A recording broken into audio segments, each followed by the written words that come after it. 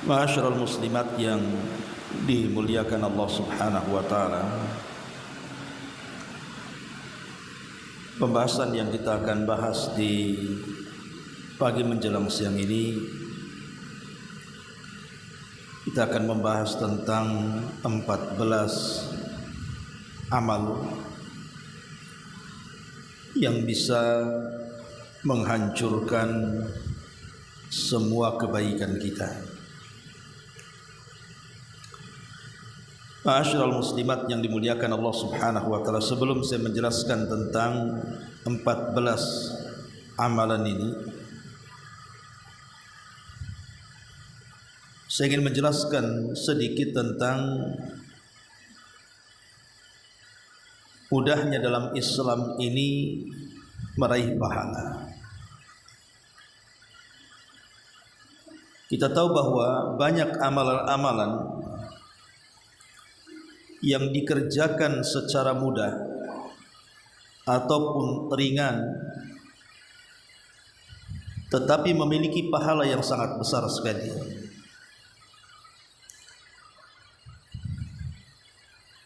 Contohnya, orang yang melaksanakan 2 rakaat salat fajar, cukup melaksanakan dua rakaat salat fajar. Nabi SAW mengatakan, rakaatai al-fajri khairun minad dunya wa ma fiha. 2 rakaat fajar yang dilakukan setelah azan sebelum qomat subuh, maka itu jauh lebih baik dibandingkan dunia dan seisi dunia. Dan ini pahala yang sangat besar dengan amalan yang sangat ringan. Makanya saking besarnya pahala 2 rakaat fajar ini, Nabi SAW hampir tidak pernah meninggalkan 2 rakaat fajar, baik ketika mukim atau ketika safar. Kalau solat-solat qobliyah ba'diyah lainnya, Rasul hanya melakukan saat mukim saja. Saat safar tidak melakukannya. Tapi qobliyah subuh atau dikenal dengan 2 rakaat fajar, saking besarnya pahala, Nabi SAW tidak meninggalkan baik ketika mukim atau ketika safar. Ini sebuah contoh bagaimana amalan-amalan itu banyak yang kita amalkan secara mudah tetapi memiliki pahala besar. Atau contoh yang lainnya, orang yang membaca ayat kursi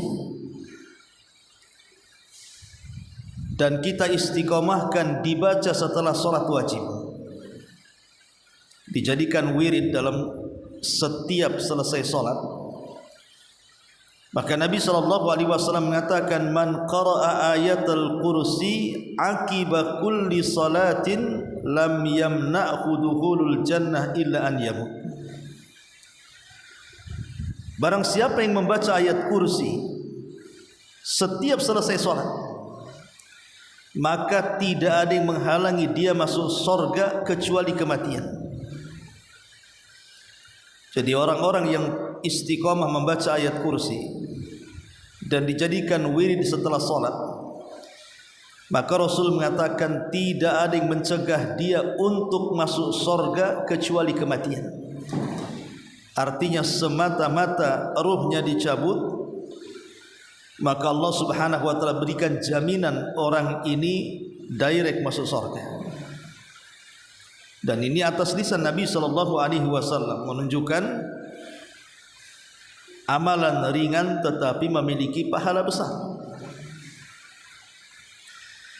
Ma'asyiral muslimat yang dimuliakan Allah Subhanahu wa taala. Atau contoh yang lainnya, Nabi SAW mengatakan ada 2 kalimat dalam zikir, yang 2 kalimat ini sangat ringan di lisan, tetapi akibatnya sangat dicintai Allah dan memberatkan timbangan. Apa dua kalimat itu? Nabi SAW mengatakan, kalimatani khafifatani ala lisani thaqilatani fil mizani subhanallah, atau habibatani ala rahman subhanallah wa bihamdihi subhanallahil azim. Dua kalimat kata Rasul yang sangat ringan di lisan tapi memberatkan dalam timbangan dan dicintai Ar-Rahman, Allah Subhanahu wa taala. Kemudian Nabi SAW mengatakan dua kalimat itu adalah subhanallah wa bihamdihi subhanallahil azim. Ini kan ringan, Bu. Ibu membaca subhanallah wa bihamdihi subhanallahil azim, subhanallah wa bihamdihi subhanallahil azim dari masjid di Darul Ilmi sampai rumah saja dah berapa tuh? Sementara dua kalimat ini kata Rasul ringan di lisan, berat dalam timbangan dan dicintai Ar-Rahman, Allah Subhanahu wa taala. Ini menunjukkan bahwa ada amalan-amalan ringan itu namun memiliki pahala besar. Ataupun contoh yang lainnya, ketika Nabi SAW menyebutkan tentang keutamaan salat sunnah. Salat sunnah sebelum asar. Tentu ini bukan maksud qabliyah, ini nawafil namanya. Qabliyah dengan nawafil beda, karena nawafil itu bukan rawatib, bisa dilakukan bisa tidak. Ketika Nabi SAW menyebutkan salat sunnah 4 rakaat sebelum asar itu, kata Nabi SAW, siapa yang menjaganya lam yamussahun nar, maka neraka tidak akan menyentuhnya. Ini kan luar biasa, neraka tidak akan menyentuhnya. Ini berarti menunjukkan pahala besar. Atau contoh yang lainnya, orang yang mengunjungi orang yang sedang sakit, atau disebut dengan ziyaratul marda, orang yang mengunjungi orang sakit. Maka Nabi SAW mengatakan, siapapun yang datang mengunjungi orang sakit, maka 70.000 malaikat akan datang, kemudian akan mendoakan orang ini. Lihat bagaimana amalan-amalan ringan tapi memiliki pahala besar. Belum lagi amalan-amalan yang lainnya, seperti orang yang membangun masjid akan dibangunkan satu istana di sorga. Orang yang mengucapkan Qul huwallahu ahad Allahus samad 10 kali dalam sehari akan dibangunkan satu istana di sorga. Dan begitu seterusnya. Artinya mengumpulkan pahala itu sebenarnya sangat mudah sekali. Baik amalan yang mengumpulkan pahala itu berat dan besar, seperti haji dan yang semacamnya atau jihad, ataupun amalan-amalan itu ringan, tapi dalam Islam itu seringan-ringannya amal tetap memiliki pahala besar. Seperti orang yang membaca Quran itu satu hurufnya 10 pahala. Masalahnya mengumpulkan pahala itu sebenarnya mudah, tetapi menjaga pahala itu yang jadi masalah. Kita ini sudah banyak beribadah kepada Allah Azza wa Jalla, sudah berusaha membaca Quran, berzikir, salat, puasa dan yang semacamnya. Artinya kita berusaha mendapatkan pahala banyak. Jadi mengumpulkan pahala itu tidak sulit, mudah. Yang jadi masalah adalah menjaga pahala supaya tidak hilang, itu masalahnya. Lah inilah pembahasan kita, bahwa di sana ada 14 amal, sadar ataupun tidak bisa menggugurkan pahala yang sudah kita kumpulkan. Apa saja 14 amalan ini? Baik, kita akan bahas. Yang pertama, 14 amalan yang menggugurkan pahala ini, tentu yang paling besar adalah kesyirikan. Allah Subhanahu wa taala berfirman, la in asyrakta la yahbatanna amaluka wa la takunanna minal khasirin. lain asyrakta la yahbatanna amaluka wa la takunanna minal khasirin. Az-Zumar 65. Wahai Muhammad, jika engkau melakukan kesyirikan, maka hancurlah semua amalanmu dan engkau termasuk orang yang rugi.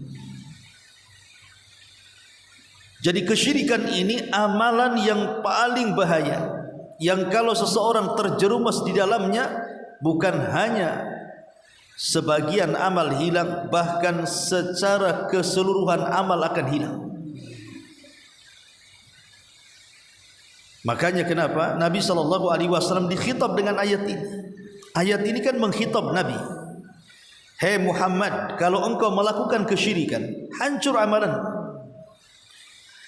Kalau Nabi SAW saja diancam oleh Allah Subhanahu wa taala, padahal Nabi itu sudah diampuni dosanya yang telah, yang sedang dan yang akan datang, tapi kalau dia terjerumus kepada kesyirikan, Anda mau nabi, mau malaikat sekalipun, kalau sudah menyekutukan Allah, habis amalannya. Apalagi orang biasa.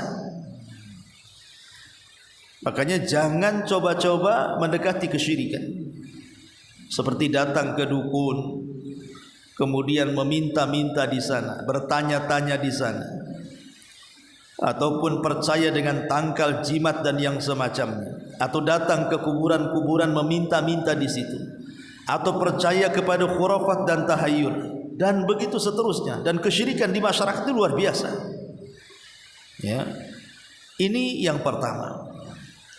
Yang kedua, yang bisa menggugurkan amal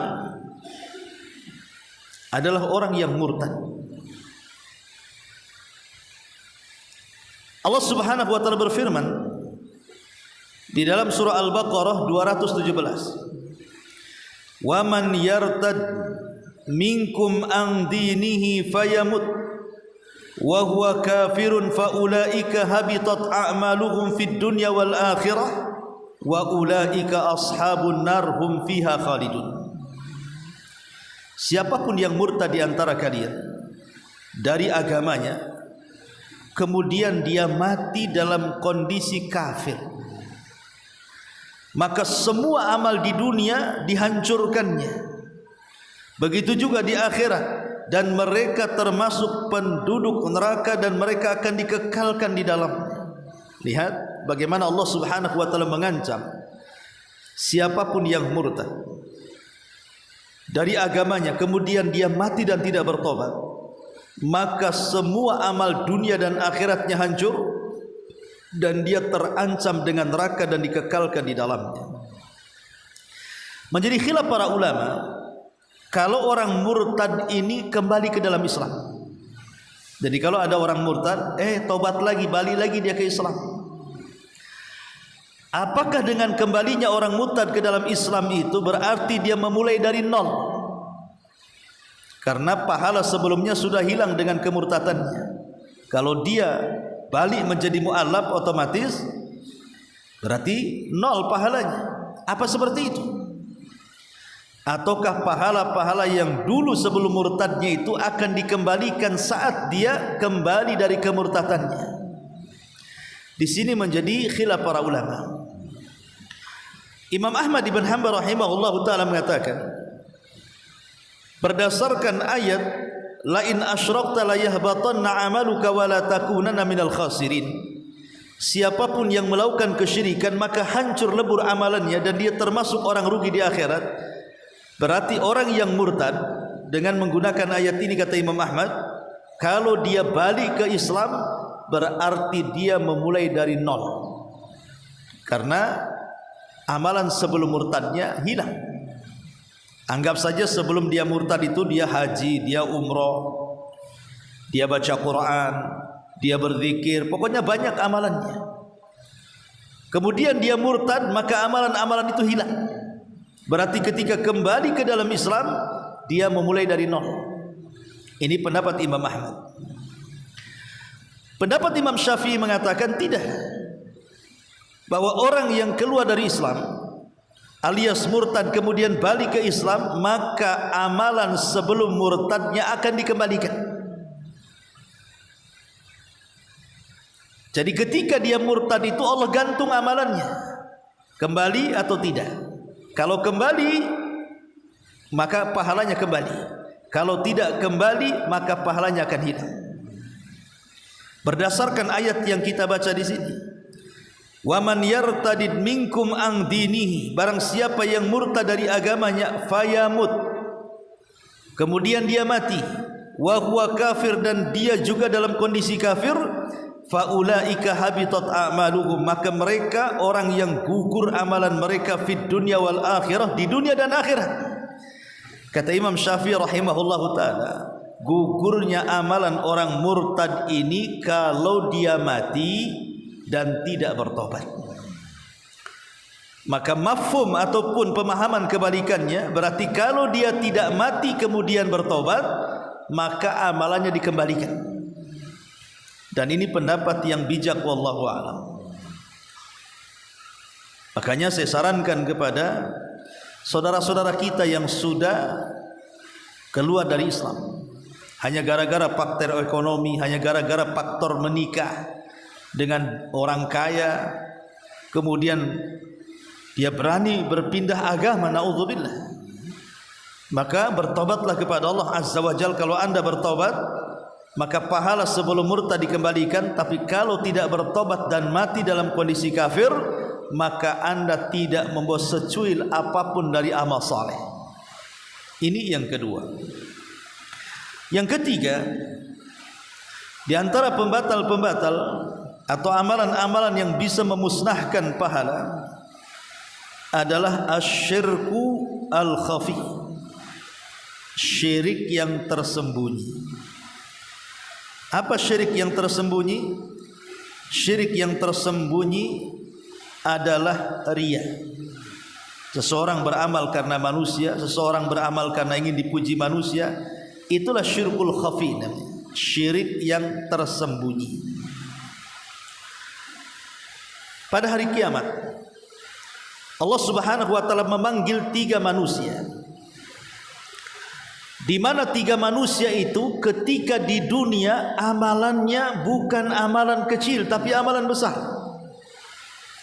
Yang satu seorang mujahid, ketika di dunia dia berperang kemudian mati di medan perang. Yang kedua seorang alim, pakar Quran, ketika di dunia dia menghabiskan waktunya untuk menghafal dan belajar Quran, kemudian mengajarkan Quran. Kemudian yang ketiga orang kaya raya, di mana tidak ada satupun tempat yang harus disedekahi, dia sedekahkan dengan hartanya. 3 manusia ini dihadapkan di hadapan Allah Subhanahu wa taala, kemudian Allah meminta pertanggungjawaban mereka bertiga. Pertama seorang mujahid, Allah Subhanahu wa taala menggambarkan amal soleh yang ia lakukan di dunia, semacam layar tancap lah gitu. Bagaimana dia di dunia berperang, kemudian mati syahid, itu digambarkan. Kemudian Allah Subhanahu wa taala mengatakan, betul itu kamu? Maka seorang mujahid ini mengatakan, dia itu saya wahai Rabb. Maka Allah mengatakan, apa yang kau kehendaki dalam peperangan itu? Maka dia mengatakan, qataltu fika hatta ustushhidtu ya Rabb. Aku berperang karena kamu sampai aku mati syahid. Kau lihat aku mati syahid di situ. Maka Allah Subhanahu wa taala tiba-tiba murka dan mengatakan, kadzabta, dusta kamu. Kamu berperang sehingga kau terbunuh di situ bukan karena ingin mati syahid, tapi engkau niatnya saat berperang engkau ingin disebut-sebut manusia sebagai pahlawan. Bukankah itu keinginanmu? Maka dia pun diam. Ketika dia diam, Allah Subhanahu wa taala katakan kepada para malaikat, ikat dia, seret dia ke dalam neraka. Akhirnya malaikat pun mengikat dan melemparkan orang ini ke dalam neraka. Dan dialah orang yang pertama kali disentuh api neraka. Kemudian yang kedua, pakar Quran. Ketika di dunia dia hafal Quran, dia hafal tafsir-tafsirnya, dia pun ajarkan kepada manusia. Kemudian Allah gambarkan saat dia mengajarkan Quran kepada manusia. Allah katakan, wahai fulan, apakah itu engkau yang sedang mengajarkan Quran? Maka dia mengatakan, ya Rabb, qara'tu fik, aku membaca Quran karenamu. Maka Allah Subhanahu wa taala mengatakan, kadzabta, dustakan. Engkau membaca Quran itu supaya engkau disebut qari. Bukankah itu keinginanmu? Akhirnya dia terdiam mengakui kesalahannya. Maka Allah Subhanahu wa taala katakan, ikat dia, lempar ia ke dalam jahannam, dan dia juga orang yang pertama kali disentuh api neraka. Kemudian yang ketiga, orang kaya raya suka nyumbang. Dihadapkan di hadapan Allah Subhanahu wa taala, kemudian digambarkan amal solehnya ketika di dunia. Diperlihatkan bagaimana dia datang ke masjid, dia sumbang masjid. Dia datang ke panti asuhan, dia pun nyumbang panti asuhan. Dia cari fuqara wal masakin, dia sumbang fuqara wal masakin. Tidak ada tempat yang menghajatkan untuk diinfaki, dia infakkan hartanya. Kemudian Allah mengatakan, betul itu kamu yang keliling-keliling kasih infak itu? Maka dia mengatakan dengan bangganya, ya Rabb, itu saya. Maka Allah Subhanahu wa taala katakan, apa yang kau kehendaki dengan infakku? Maka dia mengatakan, anfaqtu fika ya Rabb, aku berinfak karenamu ya Rabb. Maka Allah mengatakan, kadzabta, dustakam, engkau berinfak itu supaya manusia menganggap engkau seorang dermawan, supaya manusia menganggap engkau ini pemurah. Dan itu sudah dikenal keinginanmu. Maka dia pun terdiam mengakui niatnya. Maka Allah mengatakan, ikat dia, seret dia, masukkan ke dalam jahannam, dan dia pun termasuk orang yang pertama disentuh api neraka. Lihat, 3 orang ini masuk neraka bukan karena berzina. 3 orang ini masuk neraka bukan karena membunuh. 3 orang ini masuk neraka bukan karena judi atau mabok. 3 orang ini masuk neraka bukan karena menyakiti dan menzalimi orang. 3 orang ini masuk neraka karena mati dalam peperangan, karena bersedekah, karena mengajarkan Quran. Kok bisa amalan-amalan sedemikian agung dan mulianya memasukkan orang ke neraka, dan orang yang pertama disentuh api neraka bukan jihadnya, bukan baca Qurannya, bukan sedekahnya, tapi niat jihad, sedekah dan baca Qurannya, bukan karena Allah. Itu yang menyebabkan dia masuk neraka. Jadi itu semua dia lakukan karena manusia.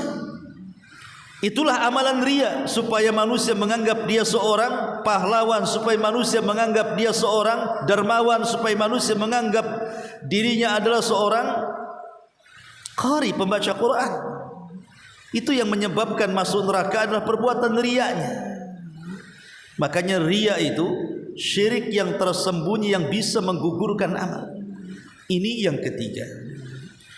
Kemudian yang keempat, yang bisa menggugurkan amalan adalah dzunubul khalawat, dosa-dosa yang dilakukan tidak terang-terangan.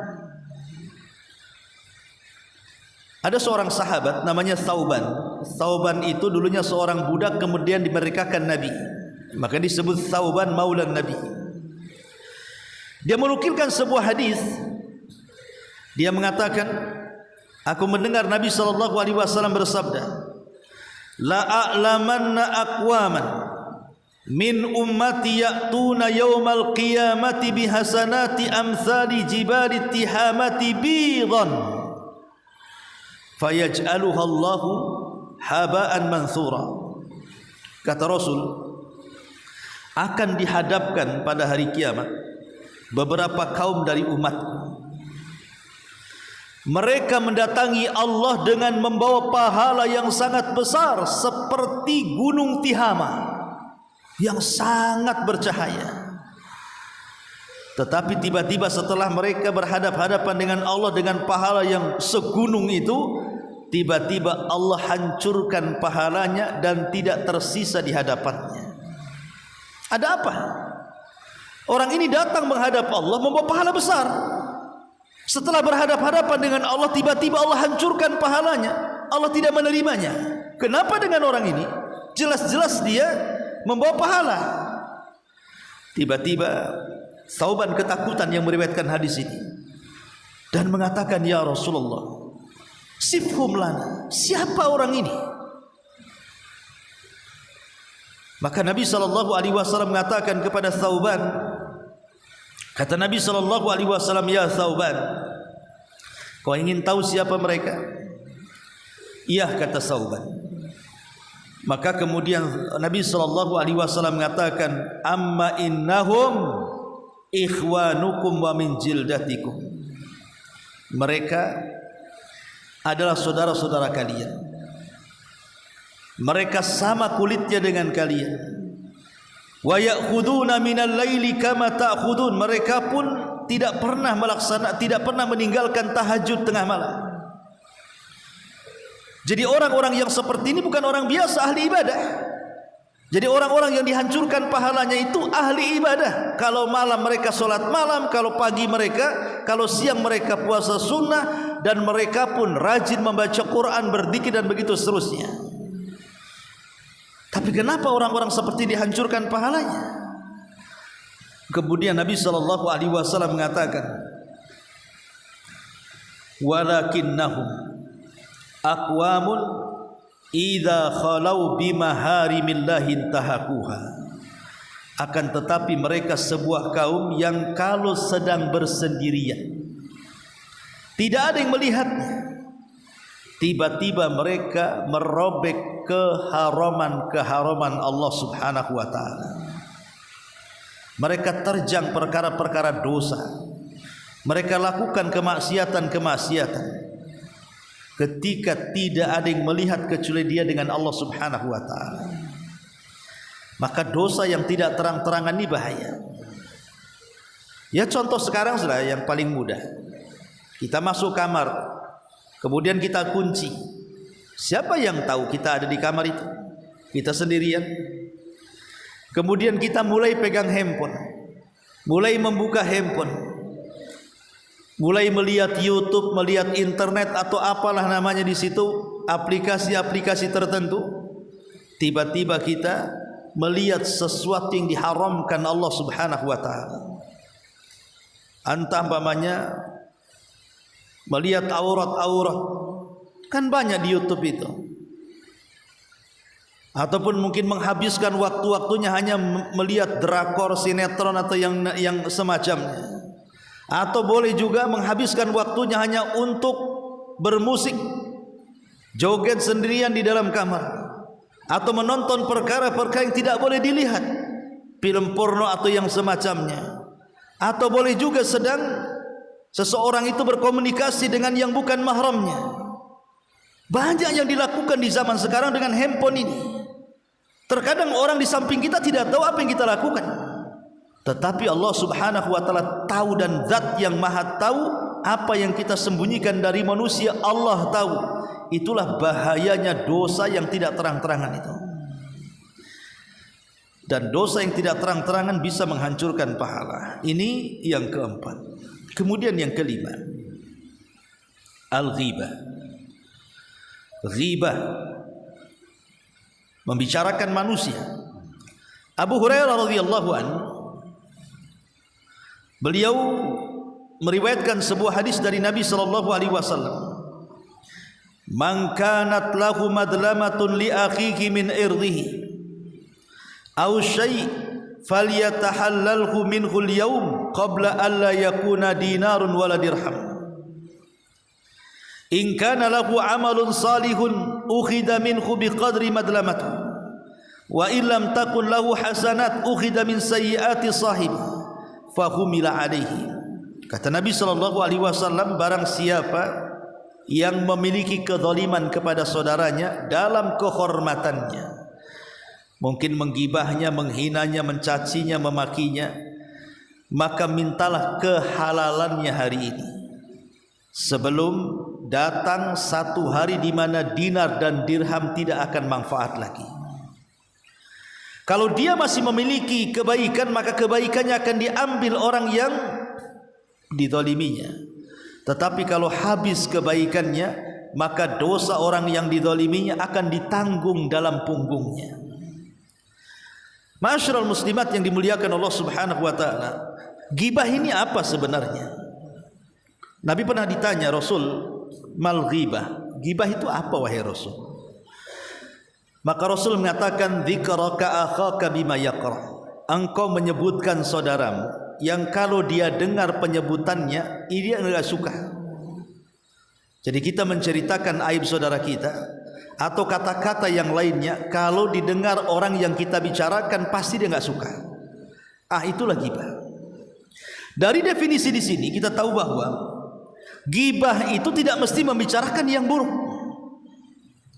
Kalau membicarakan yang buruk, jelas kalau didengarkan tidak suka. Hatta membicarakan yang baik sekalipun kalau dia tidak suka, itu namanya ghibah. Pamannya contoh nih, saya memuji seseorang. Orang ini tidak mau dipuji karena takut jadi riya. Marah dia, kenapa kau sebut-sebut bahwa aku ini sudah haji, sudah umrah, sudah apa kan itu? Siapa suruh kau sebut-sebut kebaikanku? Ketika orang ini menyebutkan kebaikan dan orang yang mendengarnya tidak suka, maka ini masuk dalam ghibah. Macam mana kalau dia bicara tentang saudaranya sesuatu yang buruk? Yang baik saja masuk kategori ghibah kalau melihat definisi ghibah dari Nabi. Karena Rasul menyebutkan definisi ghibah itu adalah dzikraka akhak, engkau menyebutkan berita saudaramu bima yakrah, yang kalau dia dengar dia enggak suka, tanpa menyebutkan Rasul apakah yang dibicarakan itu baik atau buruk. Yang jelas kalau saudaranya tidak suka, maka itu masuk dalam ghibah. Maka hati-hati, tidak semua orang itu suka disebut, tidak semua orang suka disebut kebaikannya. Karena ada orang yang menjaga supaya amalannya tidak diketahui. Makanya Aisyah radhiyallahu anha itu kalau dia memberikan sesuatu, dia tidak mendengar ucapan jazakumullah khairan. Jadi kalau bersedekah itu langsung ditutup pintunya. Itu Aisyah radhiyallahu anha. Ya. Jadi kalau dia bersedekah, dia paling tidak suka mendengar kalimat jazakumullahu khairan. Padahal kan sudah kewajiban orang yang diberikan kebaikan kan mendoakan jazakumullahu khairan kan. Tapi Aisyah tidak mau mendengarnya. Kenapa? Karena Aisyah paham, saya sedekah kepada Allah, bukan sedekah mengharap doa anda yang saya sedekahi. Tapi kalau kita kan sebaliknya, kalau kita sedekah kok diam aja, tak ada jazakallahu khairan, ngamuklah kita. Jangan sedekah sama dia lagi, tak tahu berterima kasih katanya. Lah anda sedang bersedekah sama siapa sebenarnya? Kalau sedekah kepada Allah selesai, ngapain pula kemudian diungkit-ungkit masalah dia? Mau nyebut alhamdulillah, syukran, terima kasih, terserah dia kan begitu. Yang jelas saya sudah sampaikan sedekah itu anda, saya menunggu pahala dari Allah. Kalau sakit hati gara-gara dia tidak mendoakan kita, berarti anda sedekahnya dipertanyakan. Anda sedekah untuk Allah atau untuk doa orang yang anda sedekahi sebenarnya? Lah itulah yang harus dipahami, bahwa balik lagi bahwa ghibah ini perkara yang sangat bahaya dan itu paling lumrah di masyarakat. Ingat Bu ya, jaga lisan. Terkadang ibu ini paling tidak bisa menjaga lisan. Kadang duduk-duduk di depan rumah, ada orang lewat, dikomentari. Orang lewat saja ibu bisa gibahi loh, padahal kenal pun tidak. Kok orang itu kok jalannya kayak gitu ya? Urusan dia mau jalannya kayak gitu kayak gini. Kenapa kemudian komentar? Kok aneh orang itu pakaiannya kan kulit dah hitam, pakaian putih hitam putih pula jadinya. Ngapain dikomentari? Urusan dia, mau merah putih mau hitam putih, itu urusan dia Bu, jangan dikomentari.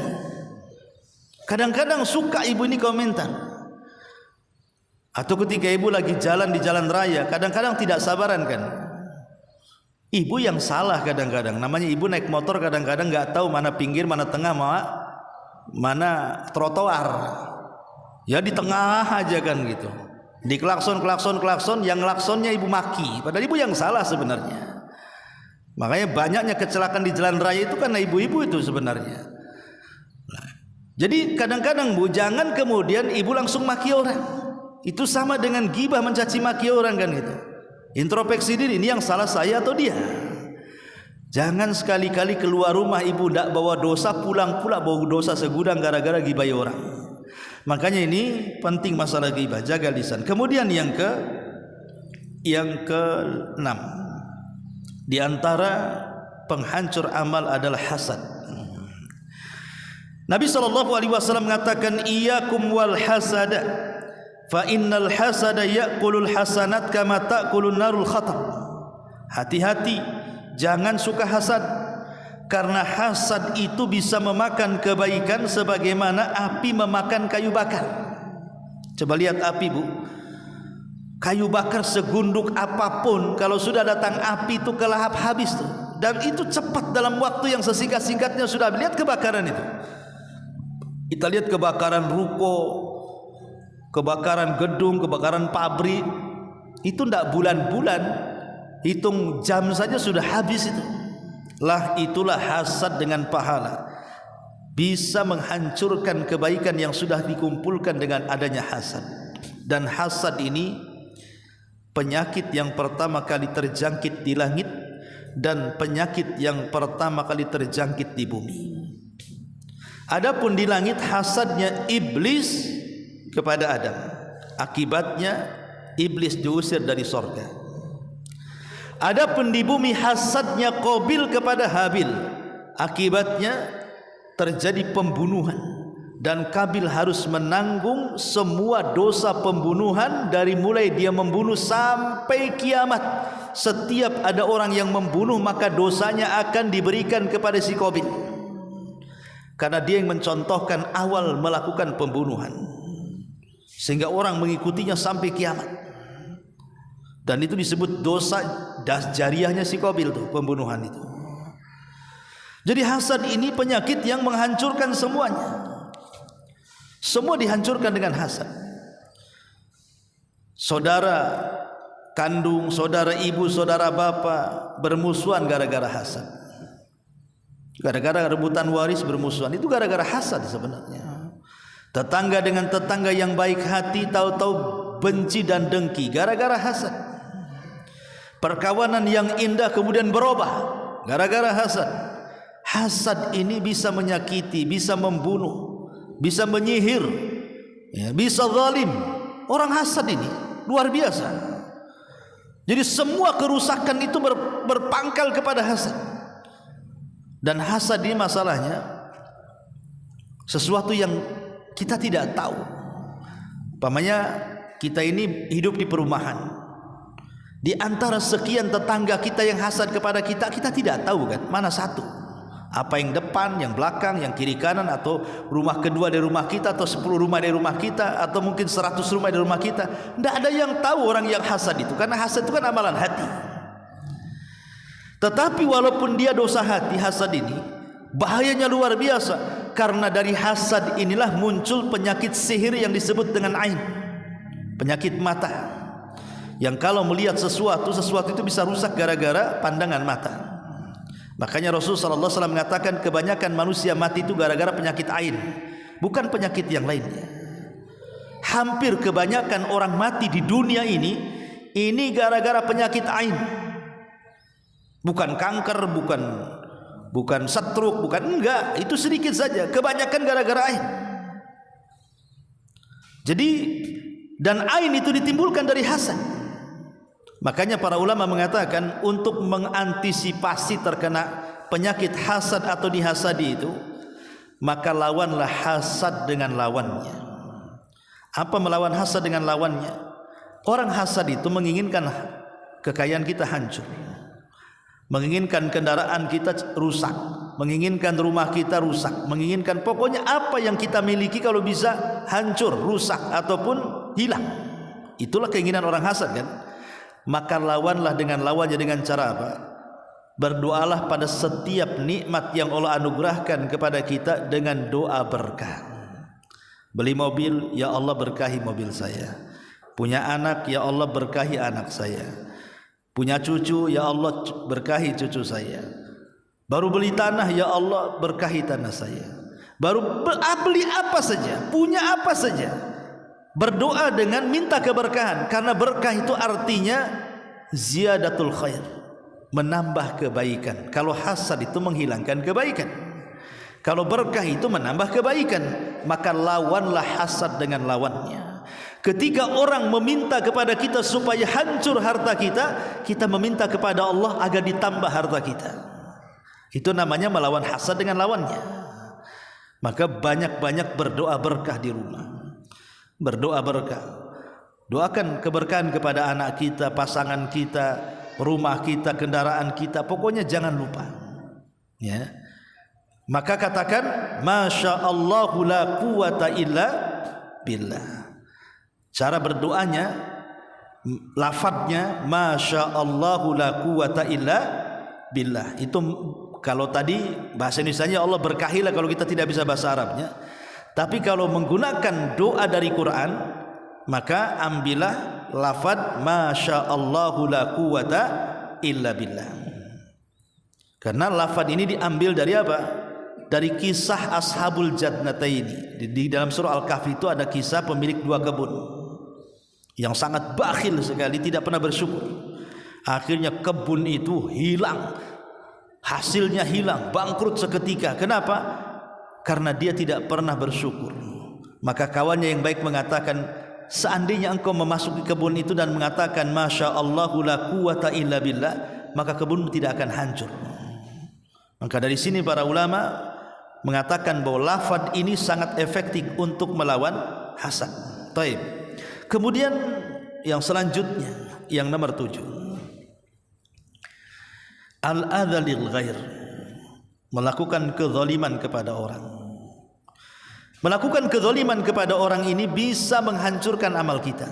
Mungkin zalim dengan lisan kita, mencaci, memaki, merendahkan, menghina, menggibah dan yang semacamnya.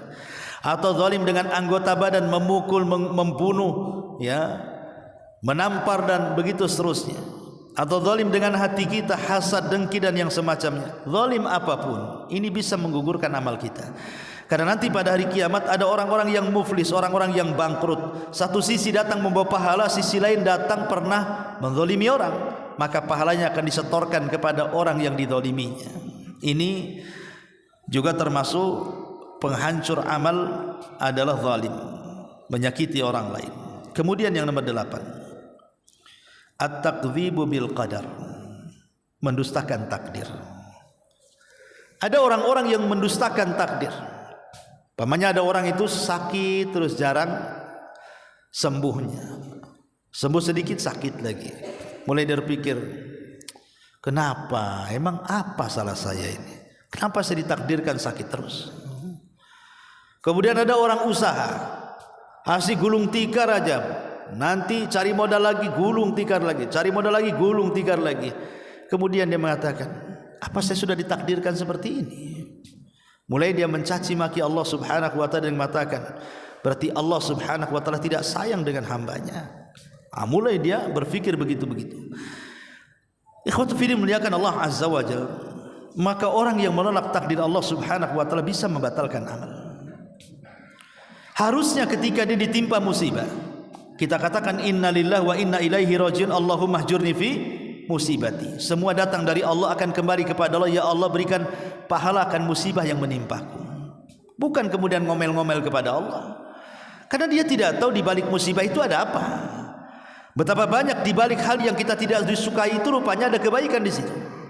Banyak kok kisah-kisah orang-orang yang kemudian mungkin di mata manusia itu tidak suka, tapi rupanya di mata Allah subhanahu wa ta'ala Allah sudah menyediakan sesuatu yang dia tidak tahu itu sebuah kebaikan bagi dia. Saya kenal orang, ketika dia keluar dari PT karena dipecat, ya, dia seperti kiamat dunia ini, menangis dia, karena sudah hampir 20 tahun kerja di PT, tahu-tahu dipecat, tidak ada pesangon. Wah, menangis luar biasa. Kemudian dia menyalahkan PT habis-habisan. Ya, saya sudah 20 tahun masa keluar nggak dapat apa-apa, katanya. Dikeluarkan begitu saja, ya. Tetapi Allah subhanahu wa ta'ala takdirkan beberapa tahun setelahnya dia berwirausaha, dia jualan, rupanya berkembang usahanya. Baru si ikhwan ini cerita, ya Allah Ustaz, dulu saya pernah suudzon, berburuk sangka kepada Allah ketika saya dipecat dari PT. Tapi setelah saya renungkan, setelah beberapa tahun saya berwirausaha seperti ini, gaji yang saya dapat 10 kali lipat daripada saya bekerja di PT, katanya.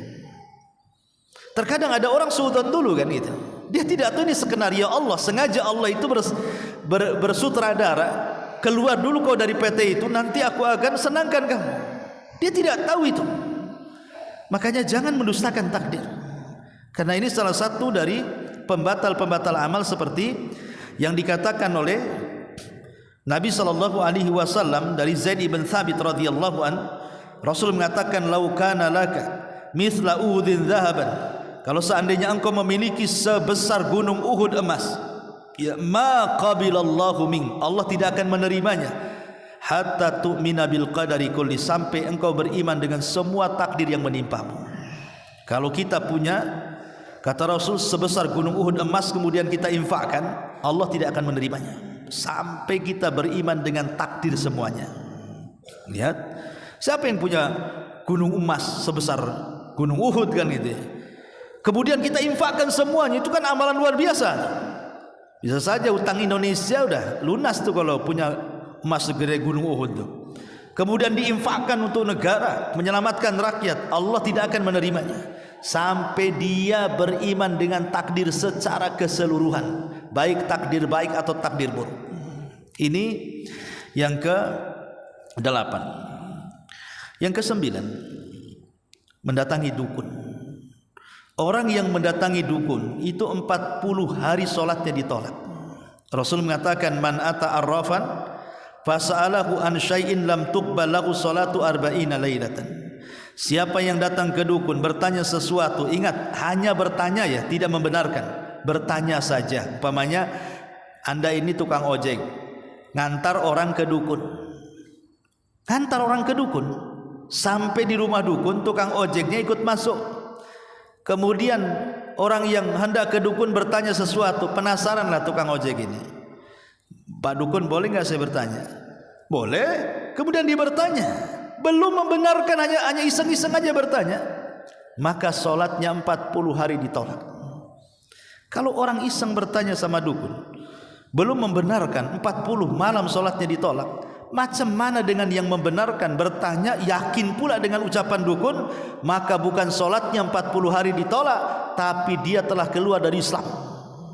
Berdasarkan nas hadis Nabi SAW, faqad bari'a an syariati Muhammadin SAW, dia telah berlepas diri dari syariat Muhammad SAW. Naudzubillah. Maka yang ke-9 datang ke dukun. Yang ke-10, memutus silaturahim. Memutus silaturahim adalah perkara yang memutus amal kita. Karena setiap Senin dan Kamis itu, maka disyariatkan puasa Senin Kamis kan? Karena Senin Kamis itu hari di mana amalan kita diangkat. Setiap pekan itu 2 hari amalan kita diangkat ke langit, diperlihatkan di hadapan Allah. Kecuali orang yang dalam hatinya ada kesyirikan dan orang yang dalam hatinya ada kedengkian, memutus silaturahim, maka setiap Senin Kamis amalannya tidak pernah diangkat. Kemudian juga yang nomor 11, tarku salatil asri, sengaja meninggalkan salat asar. Nabi mengatakan, man taraka salatal asri faqad habita amalu. Barang siapa yang meninggalkan salat asar, maka habis, gugur semua amalannya. Ingat, jangan meninggalkan solat asar dan solat-solat yang lainnya, terutama solat asar, karena meninggalkan solat asar sama amal menggugurkan amalan-amalan yang lainnya. Kemudian yang nomor 11, at-ta'ali 'alallah. At-ta'ali 'alallah, merasa sombong di hadapan Allah. Maksudnya merasa sombong di hadapan Allah apa? Dahulu di zaman Bani Israel ada 2 orang bersaudara. Yang satu ahli maksiat, yang satu ahli ibadah. Kemana-mana berkawan. Tapi yang satu ke timur, yang satu ke barat. Karena yang satu ahli ibadah, yang satu ahli maksiat nih. Yang ahli ibadah ini baik, setiap hari nasihati, janganlah kau maksiat, tobatlah kau, dan begitu seterusnya. Sampai sini bagus masalahnya. Tetapi masalahnya ketika kawannya berlaku maksiat, jadi tak tobat-tobat juga, sampai melakukan sebuah dosa yang menurut orang yang ahli ibadah tidak bisa ditolerir, marah dia sama kawannya. Aku sudah lama menasihati kamu, kenapa kau tak tobat-tobat, malah melakukan dosa ini pula? Kalau engkau tidak berhenti dari tobatmu, wallahi demi Allah, Mulai dia at-ta'ali, merasa tinggi di hadapan Allah. Demi Allah, Allah tidak akan mengampuni dosamu selamanya, dan Allah tidak akan memasukkan ke surga selamanya. Orang ini mengucapkan kalimat melintasi takdir. Yang punya ampunan itu Allah, yang punya surga Allah. Kenapa dia bisa mengucapkan kalimat itu? Walaupun niatnya baik, hendak menasihati kawannya yang ahli maksiat, tapi ucapan itu melintasi takdir, tidak boleh. Akhirnya ketika dua-duanya meninggal, yang ahli maksiat dimasukkan ke surga, yang ahli ibadah dimasukkan ke neraka pula. Kenapa? Karena yang ahli maksiat ini, maksiatnya tidak sampai ke tahap syirik dan kufur, masih di bawah kehendak Allah. Rupanya Allah berkehendak dia masuk surga, tetapi yang satu ini sudah mengucapkan kalimat yang membuat Allah murka, melintasi takdirnya, merasa tinggi sama dengan Allah, mampu menentukan ampunan dan neraka. Maka yang menentukan, masukkan orang ini ke neraka. Lihat, jangan merasa tinggi dan sejajar dengan Allah. Ini mengakibatkan amalan kita percuma. Kemudian yang selanjutnya adalah al-mannan, mengungkit-ungkit pemberian. Habis dikasih diungkit-ungkit. Kalau bukan karena aku nggak sukses kamu, kalau bukan karena aku nggak ada itu mukamu di Batam ini, kalau bukan karena aku sedikit-sedikit anania, aku. Maka orang-orang yang mengungkit-ungkit pemberian, maka amalannya habis. Allah mengatakan, ya ayyuhalladzina amanu la tubtilu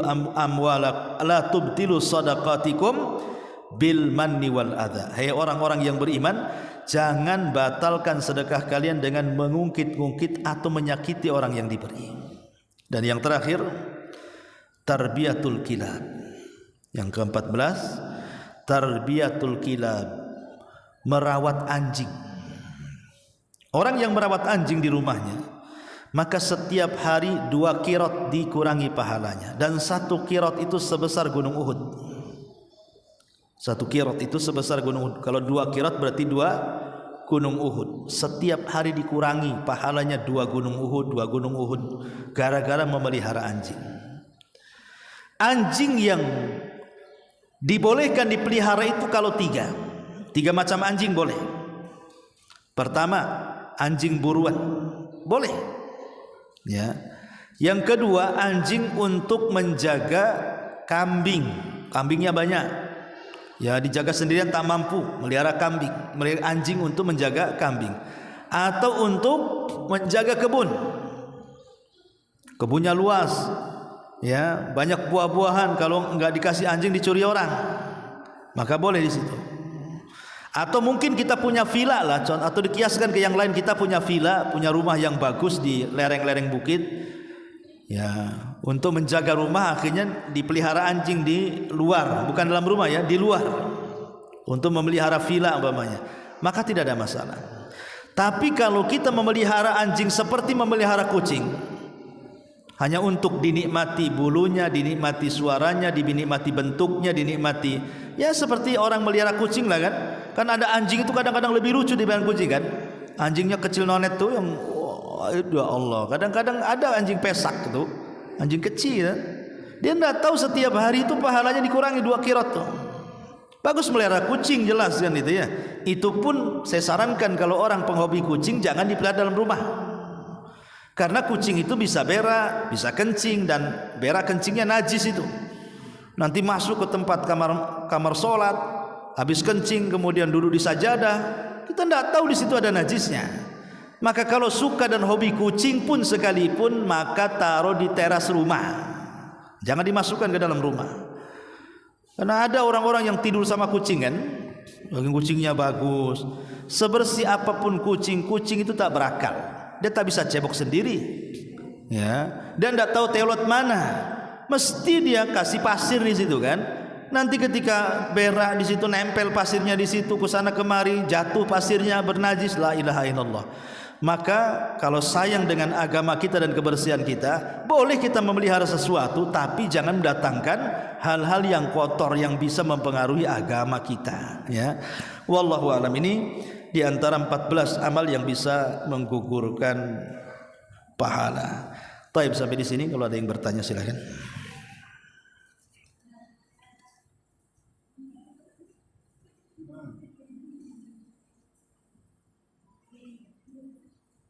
Ada? Silakan.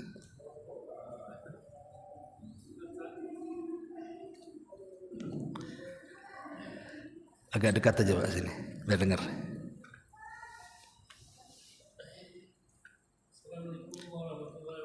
Waalaikumsalam.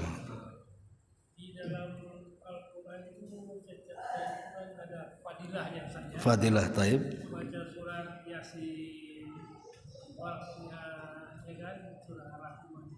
Bagaimana kita memisahkan antara fadilah ayat itu dengan kenalillahi Allah? Ya, alhamdulillah. Kenapa adanya di dalam amal soleh, apa saja amal soleh itu mesti disebutkan keutamaannya. Salat duha ini keutamaannya, salat malam ini keutamaannya, baca ini keutamaannya, zikir ini itu. Kenapa adanya keutamaan-keutamaan dan dijelaskan keutamaan itu? Ya. Kita tahu bahwa di antara rukun ibadah hati itu ada 3. Rukun ibadah hati itu ada 3. Pertama perasaan cinta, yang kedua perasaan takut, yang ketiga perasaan harap. Ya. Ketika disebutkan fadilah-fadilah amal itu, supaya kita ada perasaan yang ketiga dalam ibadah kita itu, ada perasaan harap, roja, yang Allah katakan faman kana yarju liqa'a rabbih, barang siapa yang berharap berjumpa dengan Allah. Jadi ada harapan di situ. Kalau seandainya saya buat ilustrasi dengan contoh yang lain, contoh umpamanya saya lagi bangun rumah, saya butuh helper, tukang. Kemudian saya umumkan, siapa yang mau kerja jadi helper atau jadi tukang di rumah saya, satu harinya saya kasih 1 juta. Padahal kalau ongkos tempat lain 100.000, 150, 200 kan paling banyak. Ini saya kasih 1 juta satu hari. Kira-kira tukang-tukang yang lain itu akan ngelarikan diri di tempat lain menuju kita semua kan? Pasti itu. Walaupun dia udah kerja di sini, maaf Pak Ustaz, besok saya berhenti, saya mau kerja di sana. Di sana gajinya 1 juta. Di sini cuma 200 saja. Ya. Jadi akhirnya orang berbondong-bondong dari mana-mana ingin kerja di situ. Satu hari 1 juta masalahnya kan? Nah itulah bandingan fadilah amal di sini. Saya buat apa beramal di sini kecil, beramal sana besar. Nah itu ya. Ketika disebutkan pahalanya, upahnya bahasa kitanya kan terangsang kita. Kita tidak mungkin main-main lagi. Ya, ini pahalanya sorga nih. Cuman masalahnya karena pahala itu kan perkara gaib. Kalau kita tidak beriman, betul-betul beriman, kayak dongeng aja. Karena kan surga ini perkara gaib sih masalahnya. Tapi kan kalau seandainya, coba siapa yang sholat duha, setiap hari bisa sholat duha selama sebulan, 12 rakaat, dan dimulai dari jam 8 sampai jam 10 setiap hari selama sebulan, saya kasih rumah di Sukajadi. Kira-kira sholat nggak tuh antum? Ya sholat kan? Kalau saya hadiahi seperti itu, mulai besok kamu sholat duha dari jam 8 sampai jam 10 selama 1 bulan. Nanti bulan depan saya kasih kunci rumah di Sukajadi. Resign orang kerja, bagus saya ke Darul Ilmi sholat kan, sebulan saja dapat rumah di Sukajadi. Itulah kenapa kemudian disebutkan fadilah-fadilah amal tadi itu, supaya ada rangsangan sebenarnya. Tetap kita ini beramal karena Allah, beramal karena Allah. Tetapi beramal karena Allah kalau tidak disebutkan apa upahnya, kadang-kadang kurang kita ini rangsangannya kan. Sudah kerja sama saya saja, berapa upahnya? Kerja aja lah, nanti gampang itu. Ragu-ragu kita ini, bisa besar upahnya, bisa upahnya kecil, bisa pula tadi bayar. Ragu-ragu jadinya kan. Lah hal-hal yang seperti ini tuh Allah hendak menghilangkan dengan cara menyebutkan fadilah amal tadi. Tapi bukan tujuan kita ini beramal karena fadilah amal, dia hanya merangsang saja. Tujuan kita ibadah karena Allah. Jadi itu hanya merangsang saja supaya kita makin semangat gitu ya untuk beribadah kepada Allah Azza wa Jalla. Wallahu a'lam. Apakah istighfar dan doa untuk orang tua harus menyebut nama atau cukup untuk kedua orang tua saja? Istighfar dan doa itu kan sudah ada lafadznya untuk kedua orang tua, dan ya tentu kalau kita berdoa itu tidak bisa sendiri atau memfokuskan kepada orang yang didoakan. Doa itu ada adabnya. Doakan dulu diri sendiri baru orang lain. Ketika kita ini mendoakan ampunan untuk orang tua kita, maka kita katakan, ya Allah ampuni dosaku dan dosa kedua orang tuaku. Jadi dahulukan diri sendiri dulu baru orang lain. Ya, mendoakan siapapun dahulukan diri sendiri dulu. Ya, terutama mendoakan tadi orang tua. Ya Allah ampunilah, rahmatilah aku, kemudian ampuni dan rahmati kedua orang tuaku. Makanya lihat di lafaz-lafaz doa ampunan kepada orang tua itu mesti didahului dengan kita sendiri baru orang tua kan, seperti Rabbighfirli wali walidayya warhamhuma kama rabbayani shaghira. Rabbighfirli, ya Allah ampuni dosaku, kemudian dosa kedua orang tuaku. Jadi tetap mendahului kita kemudian orang tua kita. Itu adab doa seperti itu. Ya, adab doa kita seperti itu. Jadi dahulukan doa itu untuk kita sendiri baru untuk orang lain. Wallahu a'lam. Ya, sampai di sini subhanaka wa bihamdika asyhadu an la ilaha illa anta astaghfiruka wa atubu ilaik. Allahu taala alam. Assalamualaikum warahmatullahi wabarakatuh.